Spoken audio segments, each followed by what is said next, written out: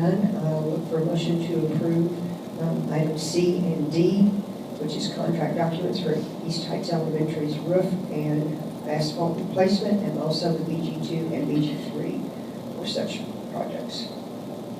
I'll make that motion. Do I hear a second? I'll second that. Thank you, Mr. White. All in favor say aye. Any opposed? Motion carried. On to North Middle, sir. The next series of actions are actually to approve the A&E agreement, the architect owner agreement. We have that. The first one is for the North Middle School bleacher and auditorium light replacement. Once we have that agreement approved, we'll send it to Frankfurt for their approval, and then we'll come back to you all with BG 2s and 3s approval and go to bidding on those projects as well. And that'll be the same for each one of these. F would be the Henderson County High School office enclosure, tennis court resurface project. Same thing with the high school transportation building parking lot repairs. Item H, which is South Middle School asphalt track repair, and it says auditorium lighting, but keep in mind the auditorium lighting, you all are doing it on that project there. Okay, that's self-performed. And then item I, which is the Dean Gates Elementary Parent Pickup Lane, and that is on the front west of the school. So these are all in the first section, and we would do BG 2s and 3s the next time. Or one step further than we've gone the other two. Correct. Correct. I'm sorry. Yes, Billy. The auditorium lighting was supposed to be the auditorium at South Middle School, and the bleachers was at North Middle School. And we're not doing the auditorium lighting at South Middle School in-house. That was what we were, while we were going to do the BG, was to do the auditorium lighting at South Middle School for just the seating area. Let me see. I apologize, I misspoke. So is that item H that you're talking about, Bill? It's item E. Item E, okay. North Middle School bleacher lot. So this agreement should only be for the bleachers only? Yeah. It's two projects, but it's two different schools. I don't know how they got it. It's how the BG was originally Okay, set. So what you're saying at North Middle School's It's the bleachers. bleachers, no auditorium lighting. Correct. And at South Middle School, it is auditorium lighting above the seats. And it will be contracted out. That's, yes. Just to We'll clarify that back to Peggy. And I think Johnny already has. So the motion for tonight at E is just bleachers, if I understand correctly. So do we need to take the South Middle School light project and put it in for these other ones, or just change the name on that? It's that way on the BG. Which one? South. Oh, South, okay. So it does say South Middle School. I'm sorry. Light. I jumped the gun. South Middle School's got it down. It's under H. Yeah, I'm sorry, it's down Right, there. like that, My okay. bad. That's all right. That's all right, we gotta get this all straight. We don't have it right, the state sent it back just to work me. I'm gun shy. Sure. Okay, so, So then, can I make a motion that we approve E as written with striking auditorium light replacement project? yes, ma'am. I'll make that motion. Okay. I'll second that. All in favor say aye. Any opposed? Cindy, you're Well, I just think there's some kind of lighting on there, though, that we were planning on doing. It's not the auditorium, but it's, on the BG that way. Yes. So I was just going, and I think we already have sent a it was letter some kind of to something we them, were gonna self-perform. letting them know that it was wrong on the BG. Okay. After we're done, I'll get with Billy and everything, and we'll confirm Technically, there's that. not an auditorium. No, there isn't. It's the media center / auditorium. Right.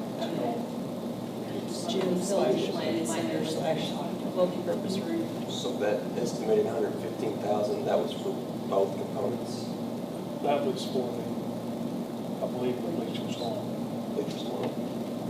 So was the motion correct? Yes. So the 115 is for the bleachers, is that what you were saying? Okay.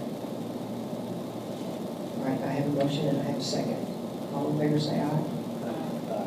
Any opposed? Motion carried. Okay.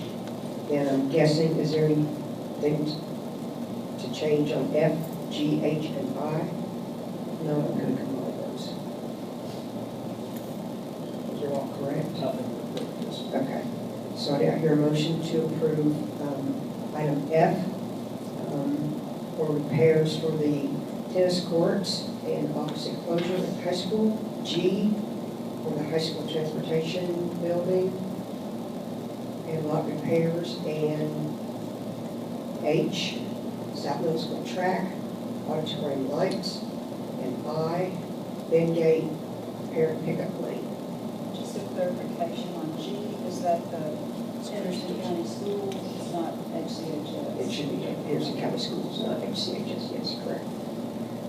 Okay. I make a motion to approve those items as listed as one group. Do I hear a second? I'll second that. Thank you, Wade. All in favor say aye. Aye. Any opposed? Motion carried. Thank you all for the details and paying attention to that. Moving on to technology fees, Mr. Bryan. Thank you, Craig. You're more than welcome to stay, or you can keep. Yes, Bryan. Thank you. In your work session packet, you'll see an attachment titled Henderson County Schools Technology Fee. Throughout our one-to-one planning and implementation, we have collaborated with several other districts in our planning process. One component that we have not addressed yet that is for your consideration, no action tonight, as Ms. Stanley mentioned earlier, but it's just information. It's me presenting information to you, basically. In talking with several districts in our surrounding area, most districts, if not all districts, charge a technology fee to our students who are one-to-one. Students who receive an assigned device and are provided a device by the school district for use to take home. What I've done is I've outlined what those costs are in the surrounding counties that do implement these fees.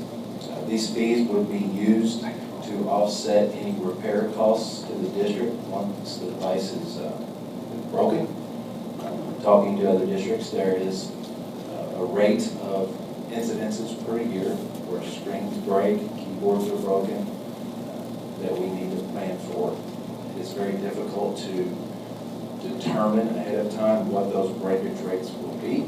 I believe that we have selected a very rugged device, a device that will hold up well in the hands of our students, but it's very difficult to determine what the costs will be that we will incur in making those repairs. When we make those repairs in-house, the fees that would be collected off of this, if you choose to put a fee in place, would be used to purchase additional parts to make those repairs to keep those devices up and going. I ran over mine 3 times with lawnmowers, so I know things out. It happens. They came over expensive to see the guy that scored 3 of them in 6 weeks.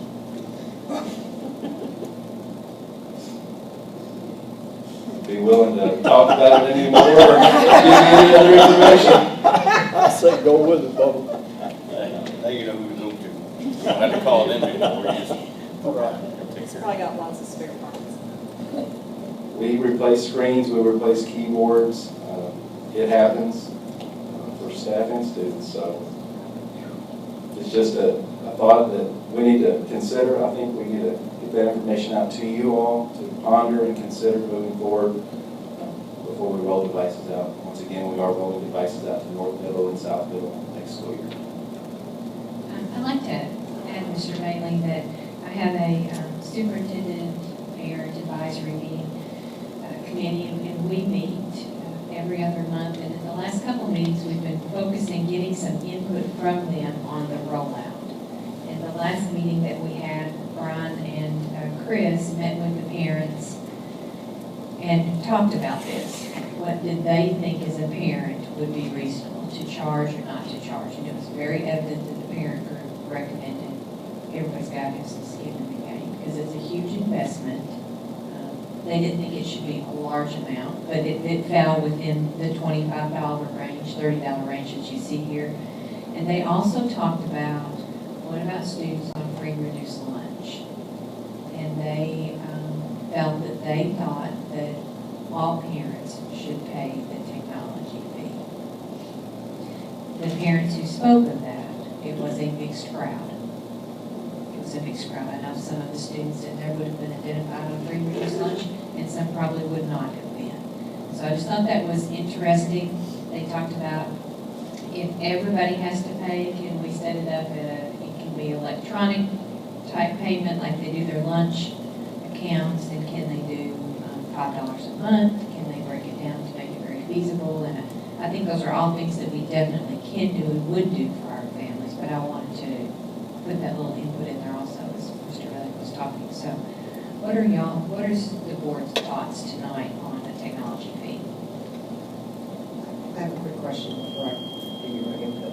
Do we still currently charge our students a book fee, $75?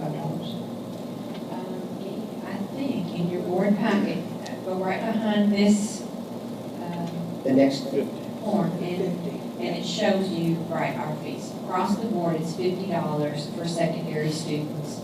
And then at North Middle School, there's a $5 science fee, and at North and at South, there's a $5 science fee. And that's it as far as board requirements. Everything else below that has to do with clubs or athletics or something that kids opt to get involved in. Would there also be a loss of the age fee for the electronic devices? Wes, I hate to tell you, Yes. you're going to have to pick that microphone up because they can't hear us. I can hear you, but they can't hear you. I know. The way that our current policy reads, our responsible use policy, is that staff and students are responsible for the full replacement cost of any device that's lost or stolen or damaged beyond repair while in their care. So this fee would be to repair the device if it's repairable. And then you also mentioned that surrounding districts have something for the free or reduced. What was common practice for that as far as reductions? Payment plan, it kind of varies. Most of them just take the stance that if a parent is making their best effort to make a payment, pay it off within the first year, $5 a month within the first semester, we can structure that however we need to. But as long as they're making an effort to pay towards that $5 a month, something like that, then there's no issue. What's your thoughts? Well, it pains me, honestly, to think about charging some of our neediest families that fee. I do understand why we need it. So I would only be in agreement if we could do everything possible, as you said, to make every effort to have a payment plan possible, and also we might find some donors in the community, and Family Resource Center could help us with that, maybe to find some scholarships for some families, especially those that have multiple children. That's my biggest concern, because getting back into school in the fall is pretty tough for a lot of them. So I can support it, but I'm not happy about it, and I know we can't really do anything else but that. But I think we need to do everything we can to help our families. Mike? I think we ought to charge it. Mr. West? I think we should charge it. I'm going to be, hold out to be different, only because I'm playing devil's advocate for part of the community. If we're continuing to charge a $50 textbook rental fee, and I should parents complaining me all the time that their kid doesn't even get to bring a textbook home because we don't have textbooks. And then we're going to add another $50 fee on top of that for devices. 25, so you're talking $75, and although you're going to get to take the device home, they're still not going to have the textbooks to take home. So my preference would be to make it $50, like reduce the textbooks to 25 and the computers to 25. That way it would be 50 total. That way the payments that these parents have been making all this time is not going to be any change. But tell me yes or no, or why. Well, I can comment to the fact that the fee would only be levied on students that were issued a one-to-one device.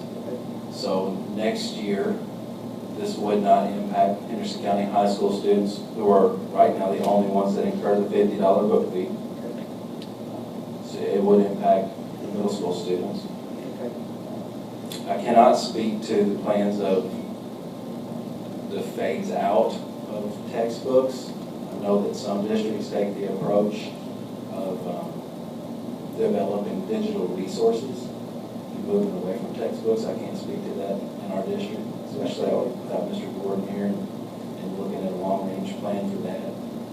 But I can tell you that it would only go for students that are issued a one-to-one take-home device. So it would be unlike the textbook that they're not able to take home. Okay, so right now we're talking middle school and below? Middle school Middle students. school. Are not textbook fees waived for free and reduced lunch students already? I believe they are, yes. So for those families that are on free and reduced lunch, then the technology fee is all they would have to pay. That's correct, the way I understand it. Okay. I'm okay with this, as long as when we get to the point of our high school kids having one-to-one devices, that we reassess this textbook fee. Maybe we're not going to go all the textbooks, but Beth, yes, ma'am. I can see you shaking your head. Well, it's just one of those random thoughts that I had. You know, by regulation, we have to have that mandatory fee waiver policy and procedure in place that applies to textbooks. If we're requiring the devices for participation in the classroom, I would think, and I want to look in to make sure that that would fall within the same category as textbook. That's what I was trying to look. I know there's an exclusion if it's for equipment that you would use only outside the school day. But if we're requiring it for classroom participation, I would think that it would be logical that it would be the same as a textbook or a workbook or a, you know. So that's something we want to look into and clarify before we make a final decision on that. So is that something we need to look into before we make, because they're not being charged the textbook fee? Well, you say that's going to apply to middle school kids? Well, Middle school aren't charged. they're not charged a textbook fee. No, but what you're talking about is waiving this fee if they're on free and reduced lunch. If we have to, that's a different subject. We'll just, and I can look into it this week, and I'll just shoot a memo out to the board members, just Our research showed that other school districts didn't do it. Okay, and it may just be carefully worded in the policies. I mean, that would be, I guess, is how it's worded in your tech policy. Carefully worded with respect to, How they're utilized, so that there is a clarification as to whether or not it's a device. You know, under the law, you can't create an impediment for student learning. So if you are requiring an item for participation in the classroom, the student has to have access to it, or they don't have So that's just the question for clarification as to how the policy reads in conjunction with the regulation. I think in the research with the other districts, that's why that flexibility was there with their families that fell under the free or reduced realm. work with them to put them on payment plans, to do whatever they could to find scholarship opportunities and things like that, and not prohibit access to the technology, but just get creative in the way that they made their payments.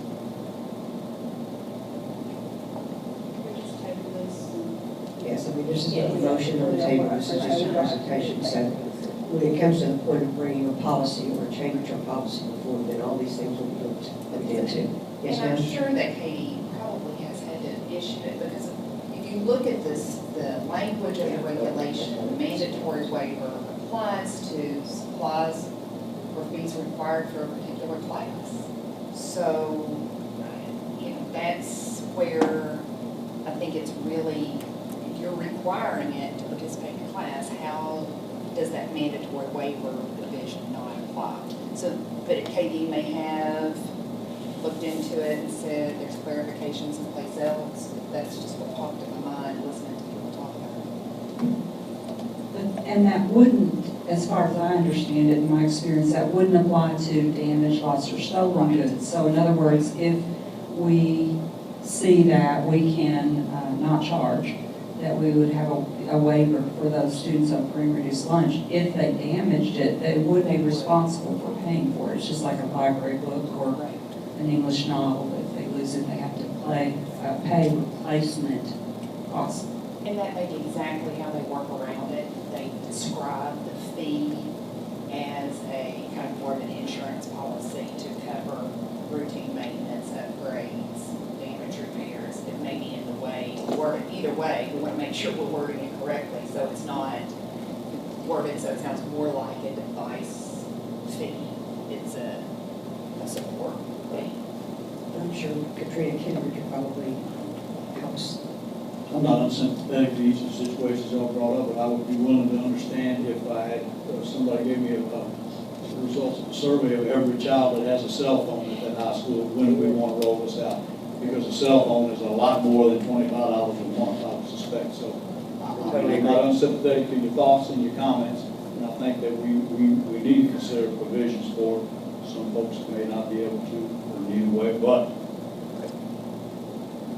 I would be willing to bet 99% of those youngsters at that school would have a cell phone. I would tend to agree. I just think with the time these middle school students get to the high school, that possibly, I'm not saying we have to change it, but reevaluate the $50 plus the $75. When we already know that we've got students who pay that textbook fee and they'll take a textbook home every night for all of their. Well, just two things. Obviously, I'm thrilled to, hear the conversation because we needed to know where everybody's head was to move forward.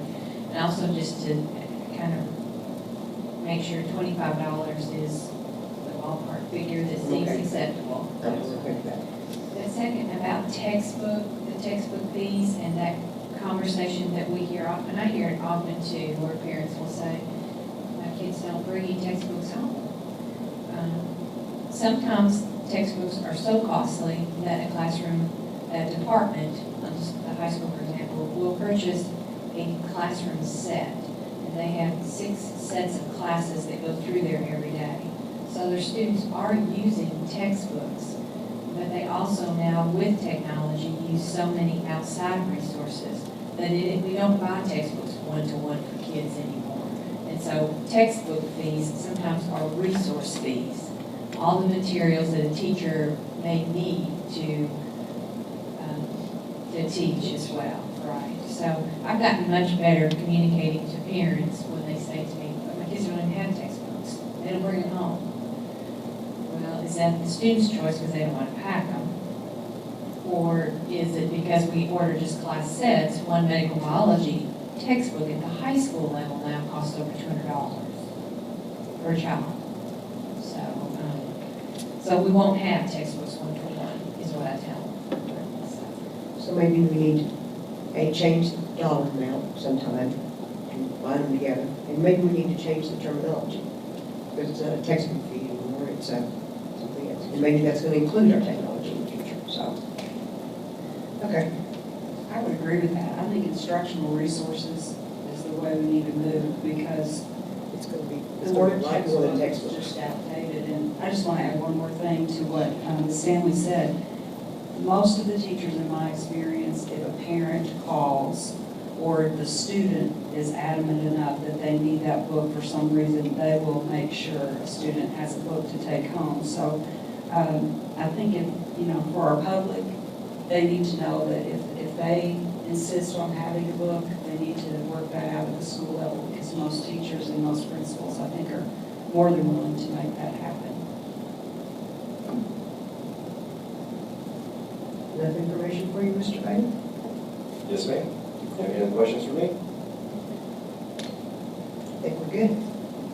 Moving on to item number 5, spring 2017 map data. Ms. Marquette.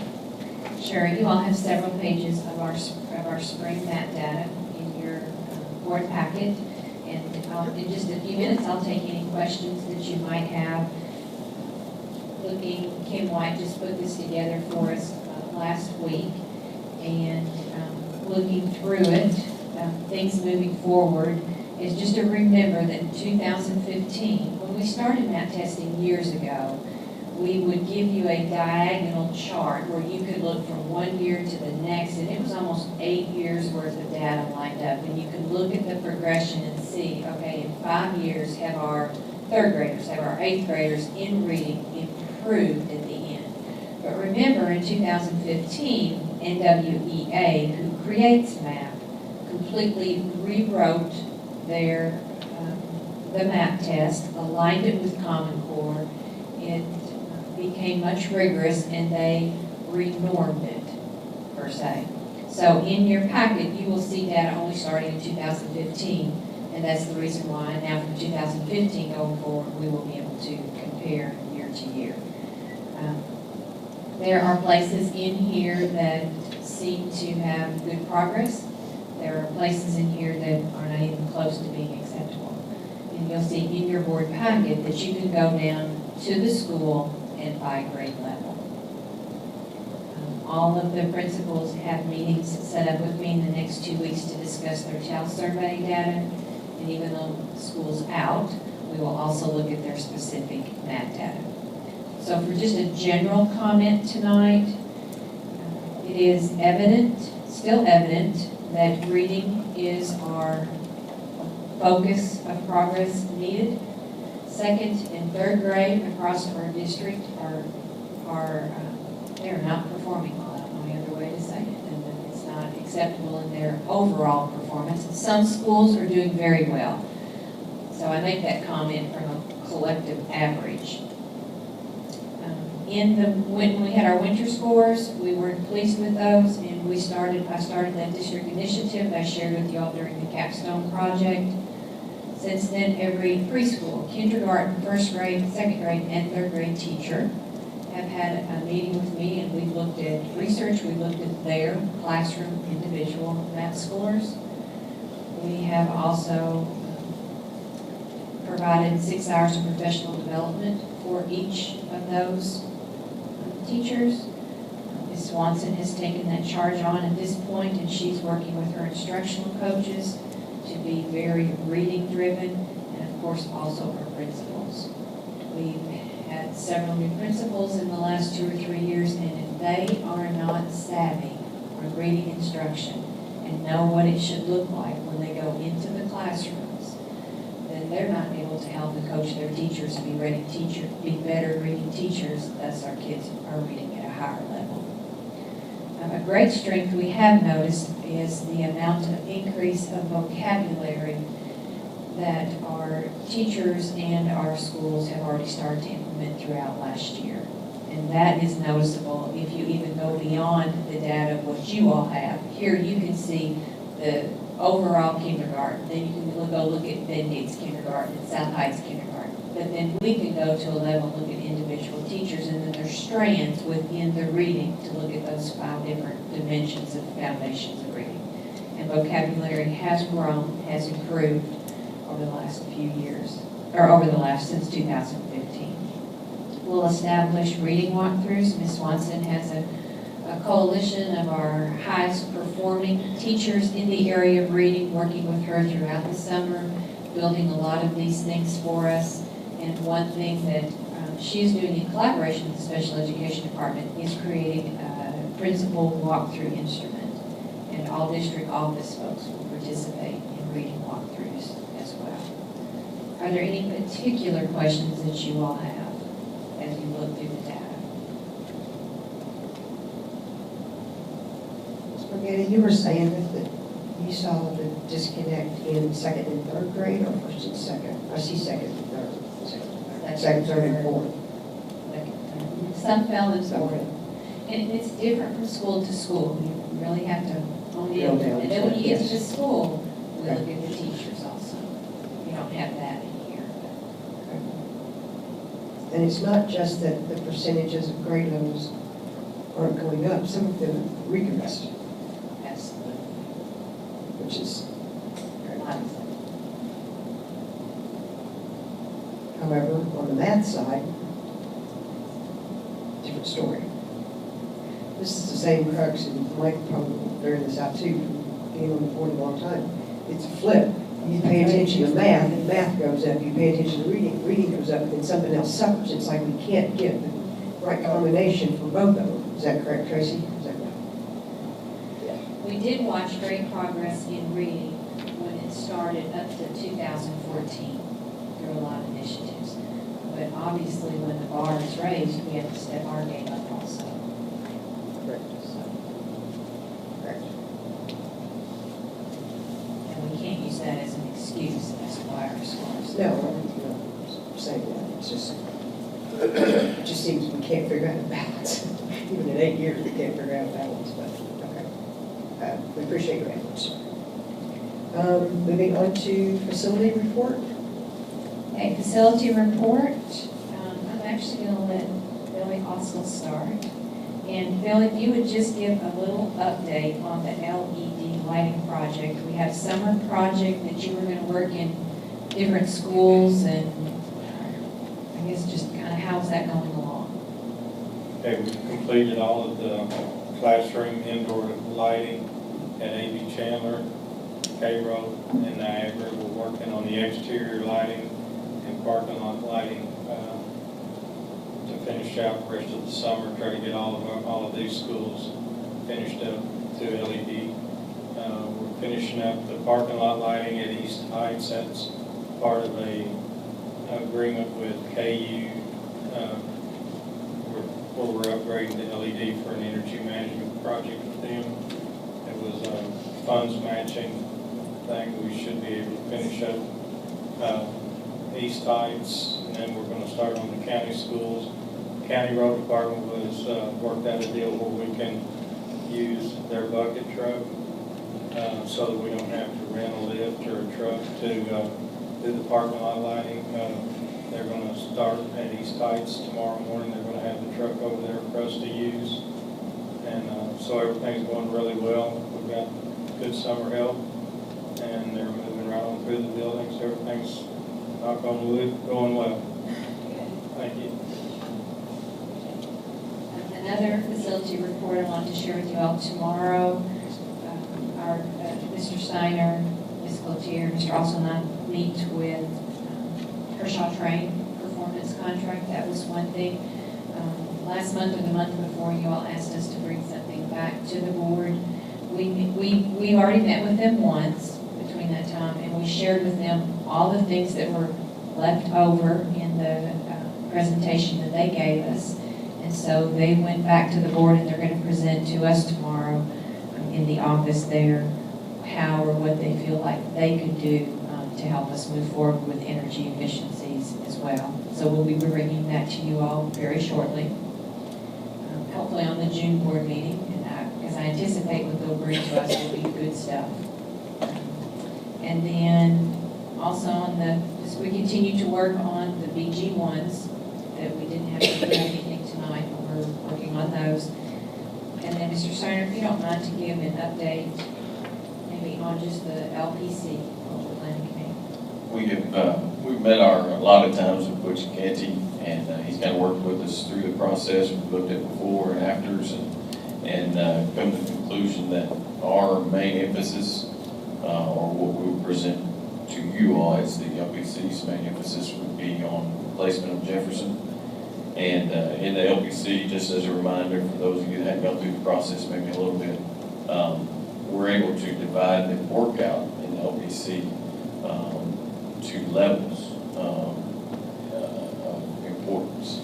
Our level of importance, if you place something in an A1 category, that means that has to be done or begin to work on that before you can move into anywhere else. And the only thing that our LPC is going to recommend that we place in the A1 division would be Jefferson Elementary. We have a lot more projects and issues to address, and you guys have been made aware of those all throughout the process when we started maybe 2 or 3 years ago, even looking at things that we want to do and will do.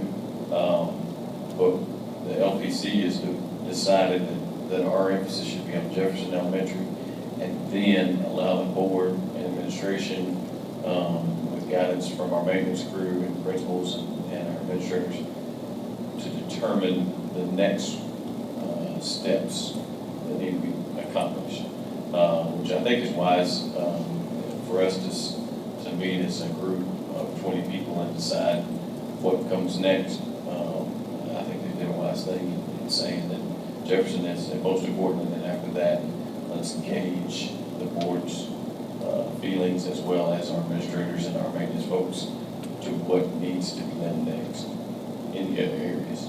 So that's kind of where we're at. We have, status is, we've submitted that information.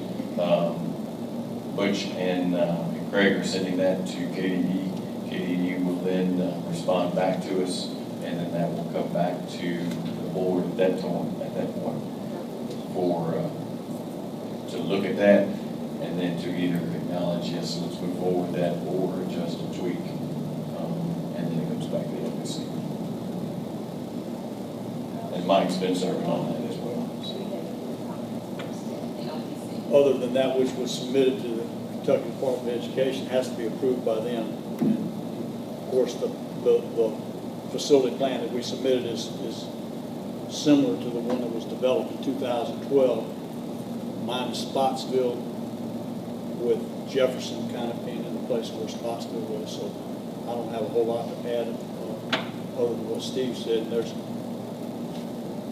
If indeed that's the priority of the board, and I think we have some time that we need to discuss once that plan comes back, because there's some economy of scale that we need to discuss, I think, someday, that was discussed with the board, similar activities back in about 2004 or 5 that we maybe talked about. If we make changes to that after the LPC's brought it back and KDE's looked at it, if we make changes, does it have to go back through KDE again, whole approval process? Everything will go back to LPC, and then also eventually back to KDE. If for whatever reason we want to change what the LPC committee has put in, and I would recommend we didn't, if it's approved through the first process, Kentucky Department of Education, then it will come back to the LPC group to determine whether they want to present it to the board. And of course, it'll be presented to the board, and with the amount of time and energy that was spent, I would just wait till that time, what I'll say. Because then you're in for missing out on the funding side. You don't want any part of that. No. Okay, any further questions? Board members? Tracy?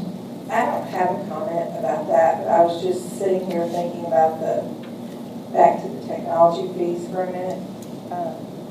One of the things that I think that we need to remember, and in my world it was huge, because when our kids, all 3 of them, we paid for our kids to eat lunch and breakfast, and now in the elementary schools, no child throughout all of Henderson County has to pay for, and Stan was just figuring it one day when I told him now all schools are. So I think it's a little easier to swallow that we're going to charge these fees at the middle school level, because their children have come all the way, potentially, all the way through elementary school and not had to buy lunch or breakfast. That's huge. That, I mean, to me, Good that's point. huge. That's a good point. To my billfold, it was huge. More than that. It was $5 a month. Ice cream was $5 a month. That's nothing. Especially when you got a male student going through. That's what I was thinking my last one. Okay, hearing nothing else, there's no other actions to be taken, correct, Ms. Robbins? The next thing we need to do is I need to hear a motion to go into executive session pursuant to KRS 61.8.01B for deliberations on future acquisition or sale of real property, and KRS 61.8.01C for discussions of proposed or pending litigation. I'll make that motion. Gee, thanks. After I read it all. Next time I give this to you. Tracy, you second that? I did.